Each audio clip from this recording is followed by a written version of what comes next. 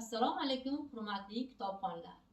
Uzun tuman axborot kutubxona markazi sizlar uchun O'zbekiston xalq yozuvchisi O'tkir Hoshimovning Tushda kechgan umrlar romanini taqdim etadi. O'tkir Hoshimovning Tushda kechgan umrlar romani 1991-1992 yillarda yozilgan. İlk marta Sharq yulduzi jurnalida e'lon qilingan. Yozuvchining ushbu romani 3-chi va so'nggi romandir. U o'ziga xos tarzda tuzilgan. Unda Rustamning kundaligidan lavhalar, tergov hujjatidan ma'lumotlar keltirilgan.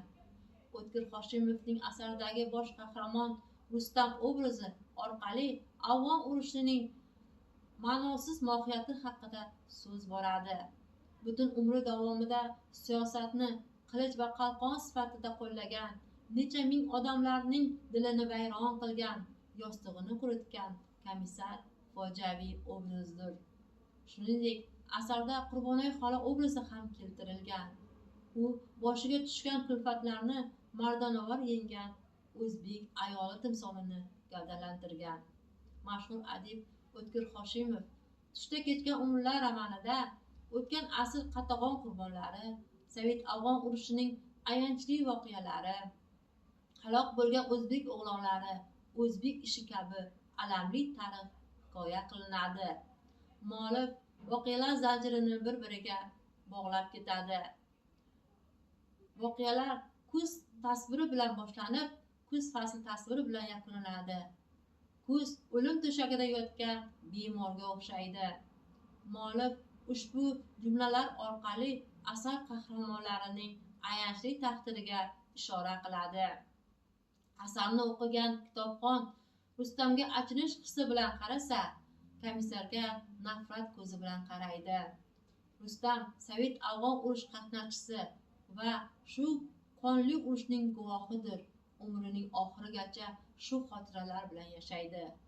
Urushdan qaytgan Rustam sevimli qizi Shahnozaga uylangan bo'lsa ham, ular baxtli hayot kechira olmaydi.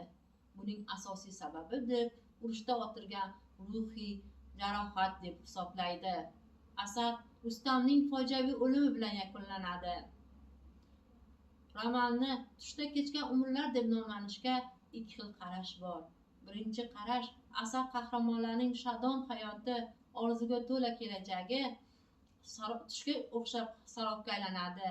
Ikkinchi qarash esa asar qahramonlar atrofida bo'layotgan voqealar va ularni kutib turgan taqdirlar tushda ayon bo'ladi.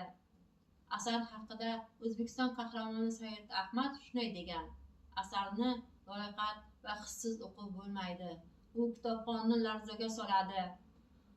Xalq boshiga kulfatdan boshqani solmagan, la'natli urushga dil-dilidan qarg'ish yog'diradi. Asarni o'qigan kitobxon tinch va osida o'tayotgan har bir kunni qadriga yetish kerakligini tushunadi. E'tiboringiz uchun rahmat.